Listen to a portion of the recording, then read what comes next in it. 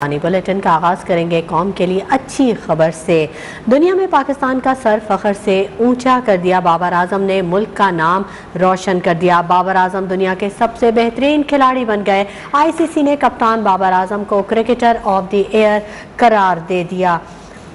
मेहनत, लगन, जुस्तजू की आला मिसाल कायम कर दी। दुनिया भर में बाबर आजम ने अपनी सलाहियतों का लोहा मनवा लिया। कौमी कप्तान बाबर आजम क्रिकेट की दुनिया के मुग़ल आजम बन गए। हर तरफ बाबर आजम के चर्चे हो रहे हैं। दुनिया के बेहतरीन खिलाड़ी का ताज अपने सर पर सजा लिया। बड़े बड़े बल्लेबाज देखते रह गए। कप्तान बाबर आजम वर्ल्ड क्लास खिलाड़ी का एजाज ले उड़े। कप्तान कौमी टीम बाबर आजम ने 67 की औसत के साथ 405 रन बनाए। कप्तान कौमी टीम बाबर आजम के लिए साल 2021 नाकाबिले फरामोश रहा। पीसीबी समेत साथी खिलाड़ियों और फैंस ने बाबर आजम को मुबारकबाद दी। सोशल मीडिया पर भी बाबर आजम की धूम मच गई। दुनिया में पाकिस्तान का सर फख्र से ऊंचा कर दिया। बाबर आजम ने मुल्क का नाम रोशन कर दिया। बाबर आजम दुनिया के सबसे बेहतरीन खिलाड़ी बन गए। आईसीसी ने कप्तान बाबर आजम को क्रिकेटर ऑफ द ईयर करार दे दिया। मेहनत, लगन, जुस्तजू की आला मिसाल कायम की। दुनिया भर में बाबर आजम ने अपनी सलाहियतों का लोहा मनवा लिया। बदिउज़्ज़मा हमारे नुमाइंदे हमारे साथ मौजूद हैं, उनसे मजीद तफसीलात जानेंगे। बदिउज़्ज़मा बताइएगा, बाबर आजम दुनिया के सबसे बेहतरीन खिलाड़ी बन गए हैं। बिल्कुल जी, ये पाकिस्तान के लिए बड़ी आजाद की बात है कि पाकिस्तान के जो कप्तान है, न सिर्फ पहले आईसीसी ने उनको आईसीसी की टीम ऑफ द ईयर के कप्तान बनाया, फिर वो पाकिस्तान के तीनों फॉर्मेट के कप्तान है, और अब जो है वनडे जो साल की बेहतरीन टीम है one day cricket of the year के भी कप्तान जो है वो नामजद हुए, जिसके लिए खास तौर पर उन्होंने 66 की औसत से जो है वो 405 रन जो है वो अपने बना रखे थे। इनके मुकाबले में जो है वो बांग्लादेश के आइलैंड के खिलाड़ी जो थे, लेकिन जो ज्यूरी थी और खासतौर पर जो पब्लिक से ओपिनियन लिया गया, उसमें तमाम तर वोटिंग जो थी वो बाबर आजम के हक में आई, जिसके बाद उनको जो है ये एजाज मिला। और वाकई पाकिस्तान के लिए बड़ा एजाज है। और सोशल मीडिया हो, चाहे वो साबिक क्रिकेटर हो, पाकिस्तान क्रिकेट बोर्ड हो, और जितने भी उनके खिलाड़ी हैं साथी, वो उनको मुबारकबाद दे रहे हैं। और जो खासतौर पर उनका नाम। बहुत शुक्रिया बदिउज़्ज़मा तफसीलात से आगाह करने के लिए। कप्तान बाबर आजम ने कामयाबी पर आईसीसी और पीसीबी का शुक्रिया अदा किया और एजाज कौम के नाम कर दिया। कहा, खुशकिस्मत हूँ, इतनी अच्छी टीम मेरे साथ मौजूद है, मुझे मेरी टीम पर फख्र है। तो फैंस का शुक्रिया अदा करना चाहता हूँ, जिस तरह उन्होंने सपोर्ट किया और चेयर अप किया, और उसके बाद आईसीसी का, पीसीबी का, और स्पेशली थैंक्स करना चाहता हूँ अपनी टीम को, पाकिस्तान टीम को, जिस तरह उन्होंने सपोर्ट किया, जिस तरह उन्होंने बैक किया, उनके बगैर ये हो नहीं सकता था। और बिल्कुल प्राउड फील कर रहा हूँ कि मेरे पास ऐसी टीम है। और स्पेशली थैंक्स पेरेंट्स का भी, उन्होंने काफ़ी मेरे लिए दुआ की है। Right, he's got all the one that needed that, and it's just cleared the boundary for 6. Skills. Wonderful from Babar Azam.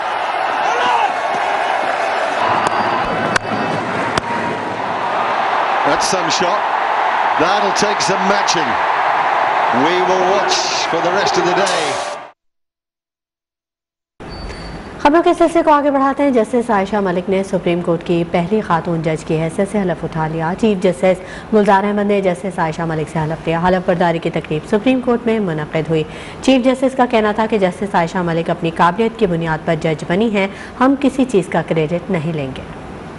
Justice Ayesha Malik ने सुप्रीम कोर्ट की पहली खातून जज की हैसियत से हलफ उठा लिया। जुडिशल कमीशन ने 6 जनवरी को जस्टिस आयशा मलिक की तैनाती की सिफारिश की थी। जुडिशल कमीशन की सिफारिश के बाद पार्लिमानी कमेटी बराए जजेस तकर्री ने तैनाती की हतमी मंजूरी दी। सदर ममलिकत ने आइन के आर्टिकल 177 की क्लास 1 के तहत मंजूरी दी, जबकि सदर पाकिस्तान की मंजूरी के बाद वजारत कानून और इंसाफ ने नोटिफिकेशन जारी किया। चीफ जस्टिस ऑफ पाकिस्तान गुलजार अहमद ने कहा कि हम किसी चीज का क्रेडिट नहीं लेंगे। जस्टिस आयशा मलिक अपनी काबिलियत की बुनियाद पर जज बनी हैं। जस्टिस आयशा मलिक 27 मार्च 2012 को बतौर जज लाहौर हाई कोर्ट तैनात हुई। लाहौर हाई कोर्ट में जस्टिस आयशा मलिक ने तकरीबन 10 साल फराइज सर अंजाम दिए। जस्टिस आयशा मलिक की सुप्रीम कोर्ट में मुद्दत मुलाजमत 2031 तक है।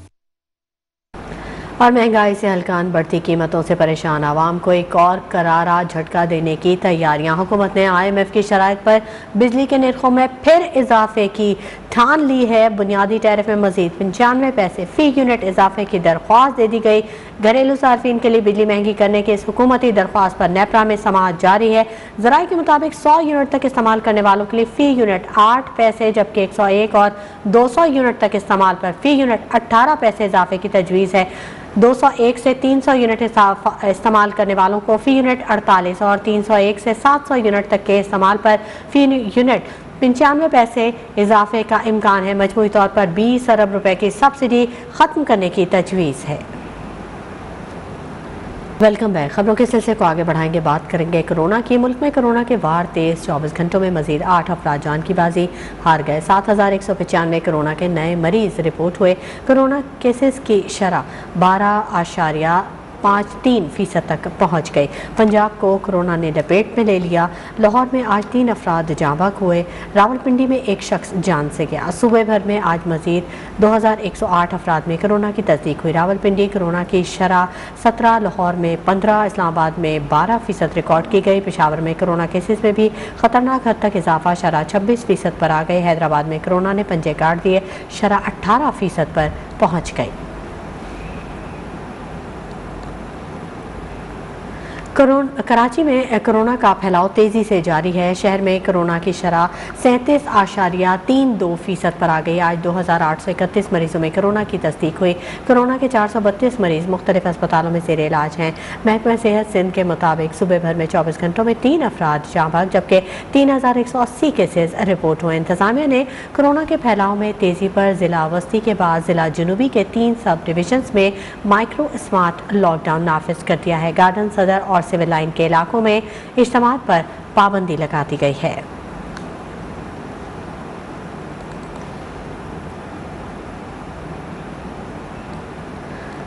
इंसदाद पोलियो मुहिम का आज से आगाज़ हो गया। मुल्क भर में 2 करोड़ 24 लाख बच्चों को हिफाजती कतरे पिलाने के लिए टीमें मुतहरिक हो गईं। पंजाब 70 लाख, सिंध में 58 लाख, बलूचिस्तान में 15 लाख से ज़ायद बच्चों को पोलियो से बचाव के कतरे पिलाए जा रहे हैं। इंसदाद पोलियो मुहिम में सिक्योरिटी के सख्त इंतजाम किए गए हैं। पोलियो वर्कर्स कोरोना SOPs के तहत घर घर जाकर बच्चों को पोलियो से बचाव के कतरे पिलाने में मसरूफ़ हैं। खैबर पख्तूनख्वा के 19 अजला में पोलियो मुहिम का आगाज़ हो चुका है। मुहिम 30 जनवरी तक जारी रहेगी। 7 रोज़ा मुहिम के दौरान 34 लाख से ज़ायद बच्चों को पोलियो से बचाव के कतरे पिलाए जाएंगे। Chief secretary doctor Shahzad Khan Bangash के मुताबिक खैबर पख्तूनख्वा में 22,000 से ज़ायद पुलिस एहलकार पोलियो टीमों की सिक्योरिटी अंजाम दे रहे हैं। खैबर पख्तूनख्वा के 19 अजला हैं जहाँ पर पोलियो मुहिम का आगाज़ हो चुका है। मुहिम 30 जनवरी तक जारी रहेगी। बलूचिस्तान का रुख करेंगे, जहां के 15 अजला में आज से इंसदाद पोलियो मुहिम का आगाज़ हो गया। 15 लाख से ज़ायद बच्चों को पोलियो से बचाव के कतरे पिलाने के लिए 6683 टीमें अपनी ड्यूटी पर मामूर हैं। पार्लिमानी सेक्रेटरी कानून डॉक्टर रुबाबा खान बुलदी के मुताबिक बलूचिस्तान में पोलियो से इनकारी अफराद की तादाद में 57% कमी आ चुकी है।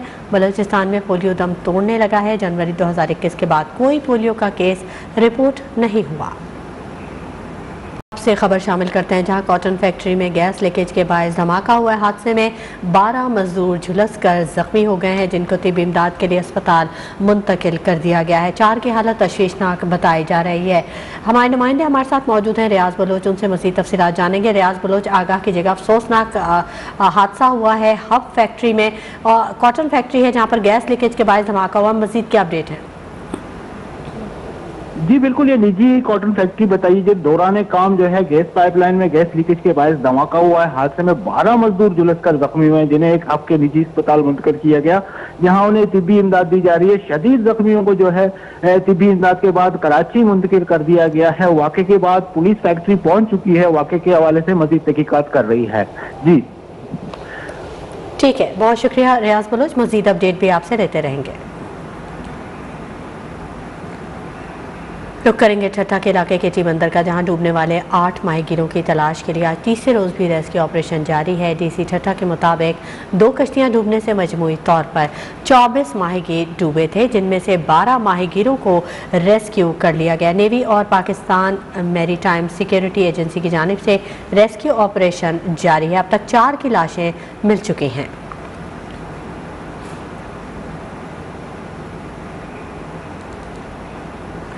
खाद की किल्लत और महंगाई के खिलाफ पीपल्स पार्टी की जानिब से सिंध के मुख्तलिफ शहरों में ट्रैक्टर मार्च, मुख्तलिफ अजला से किसानों की हैदराबाद शहर आमद का सिलसिला जारी है। सांगड़ से बड़ी रैली नवाब शाह के रास्ते हैदराबाद की जानिब रवां दवां है। टंडू मोहम्मद खान से भी पीपी कारकुनान का काफिला निकल चुका है। किसानों की रैलियां फतेह चौक पर जमा हो रही हैं, जहां पर पीपी चेयरमैन बिलावल भुट्टो जरदारी जियालों से खिताब करेंगे। कराची मलीर में किसानों की जानिब से ट्रैक्टर मार्च किया जाएगा। उधर भावलपुर में भी मुजाहिरीन ने हुकूमत मुखालिफ नारे लगाए हैं। खाद की किल्लत और महंगाई के खिलाफ एहतजाज जारी है। पीपल्स पार्टी की जानिब से सिंध के मुख्तलिफ शहरों में ट्रैक्टर मार्च, मुख्तलिफ अजला से किसानों की हैदराबाद शहर आमद का सिलसिला जारी है। सांगड़ से बड़ी रैली नवाब शाह के रास्ते हैदराबाद की जानिब रवां दवां है। टंडू मोहम्मद खान से भी पीपी कारकुनान का काफिला निकल चुका है।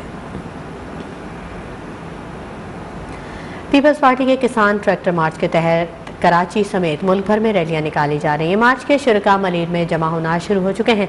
मज़ार कायद पर पहुंचकर वफाकी हुकूमत के खिलाफ एहतजाज रिकॉर्ड कराया जाएगा। हमारे नुमाइंदा हमारे साथ मौजूद हैं हफीज़ बलोच, उनसे मज़ीद तफसीलात जानेंगे।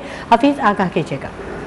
जी बिल्कुल, इस वक्त मैं मौजूद हूँ मलीर सलमान टावर पर। यहाँ पर आज सिंध के तमाम जो डिविजनल हेडक्वार्टर हैं वहाँ पर पाकिस्तान पीपल्स पार्टी के तहत किसान ट्रैक्टर मार्च का इनेकाद किया जा रहा है। देख सकते हैं कि मलीर के जो सूबाई कायदीन हैं पाकिस्तान पीपल्स पार्टी के साथ और कारकुनान की बड़ी तादाद इस वक्त यहाँ पर मौजूद है।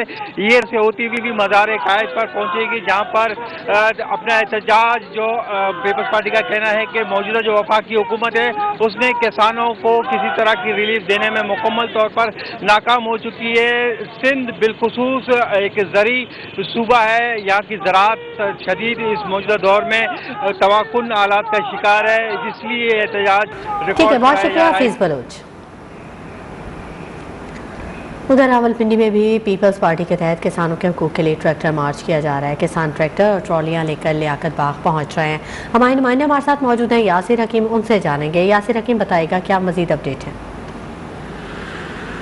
देखिए, बिल्कुल बिलावल भुट्टो जरदारी की हदायत पर डिवीज़न फरफल जो किसानों के हक में पीपल्स पार्टी एहतजाज कर रही थी, आज उसी के सिलसिला में रावलपिंडी डिवीज़न के किसान भी जो है वो बेनज़ीर भुट्टो की जाए शहादत से यहाँ से ट्रैक्टर ट्रॉली मार्च की रैली निकालेंगे और ये ट्रैक्टर ट्रॉली मार्च यहाँ से कुछ देर बाद शुरू होगा। इसके इंतजाम मुकम्मल किए जा रहे हैं। ज़िला भर से किसान जो हैं वो अपने ट्रैक्टर और ट्रॉली लेकर यहाँ पर पहुँच रहे हैं और यहाँ से ये रैली और मार्च शुरू होकर मरी रोड के रास्ते जो है फैज़ाबाद जाएगा, जहाँ पर साबिक़ वज़ीर-ए-आज़म यूसुफ रज़ा गिलानी के मीडिया कोऑर्डिनेटर मियां खुर्रम रसूल और साबिक़ वज़ीर-ए-आज़म परवेज़ अशरफ जो है वो किसानों से खिताब करेंगे।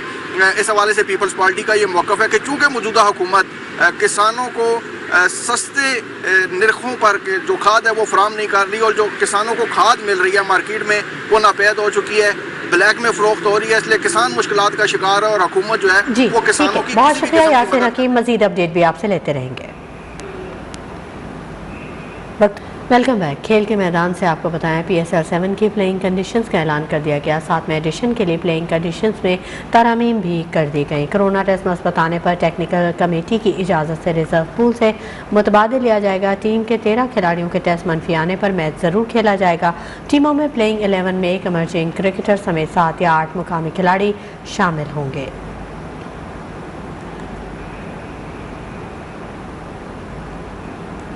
कराची से आपको खबर दें, PSL 7 के हवाले से SSU हेड क्वार्टर्स में सिक्योरिटी कोऑर्डिनेशन का इजलास हुआ। इजलास में इवेंट के आगाज़ से कबल सिक्योरिटी इंतजामात का जायज़ा लिया गया। इजलास की सदारत DIG security and emergency services division Maqsood Ahmed ने की। Commandant SSU, deputy commissioner east, Pak फौज और PCB के हुकाम ने शिरकत की। PSL 7 के हवाले से आपको अपडेट कर दें, SSU हेड क्वार्टर्स में सिक्योरिटी कोऑर्डिनेशन का इजलास हुआ। इजलास में इवेंट के आगाज़ से कबल सिक्योरिटी इंतजामात का जायज़ा लिया गया। बदिज़मा हमारे नुमाइंदे हमारे साथ मौजूद हैं, उनसे मज़ीद जानेंगे। बदिज़मा, अपडेट कीजिएगा। सवाल आपका मुझे समझ नहीं आया। बदिज़मा, PSL 7 के हवाले से SSU हेड क्वार्टर्स में सिक्योरिटी कोऑर्डिनेशन का इजलास हुआ है। इजलास में इवेंट के आगाज़ से कबल सिक्योरिटी इंतजामात का जायज़ा लिया गया है। मज़ीद क्या फैसले किए गए हैं इजलास में? हाँ बिल्कुल जी, आज से टीमों की प्रैक्टिस का आगाज भी हो चुका है और खासतौर पर जो SSU हेडक्वार्टर में इजलास हुआ है इसकी सदारत जो है DIG security and emergency service division Maqsood Ahmed ने की और इजलास में commandant SSU commissioner east Pak army और उसके अलावा दीगर जो सिक्योरिटी इदारों के लोग थे वो शरीक थे। और खासतौर पर जो सिक्योरिटी प्लान है पाकिस्तान सुपर लीग का उसको अपनी शक्ल दी है और ये कहा गया है कि तमाम ही रास्ते जो हैं वो PSL के दौरान खुले रहेंगे। सिर्फ एक रोड जो हसन स्क्वायर से स्टेडियम की तरफ जा रहा है उसको बंद किया जाएगा, लेकिन जब भी मैच हो होंगे या प्रैक्टिस हो होंगी ये तमाम जो रास्ते जो है वो खुले रहेंगे। उसके अलावा जब टीमें एयरपोर्ट से स्टेडियम और स्टेडियम से एयरपोर्ट के लिए जाएंगी तो खासतौर पर उनकी जो है वो निगरानी की जाएगी। उसके अलावा बुलंद इमारतों में जो है वो कमांडर भी तैनात किए जाएंगे। बहुत शुक्रिया बदर जमां तफसीली अपडेट करने के लिए।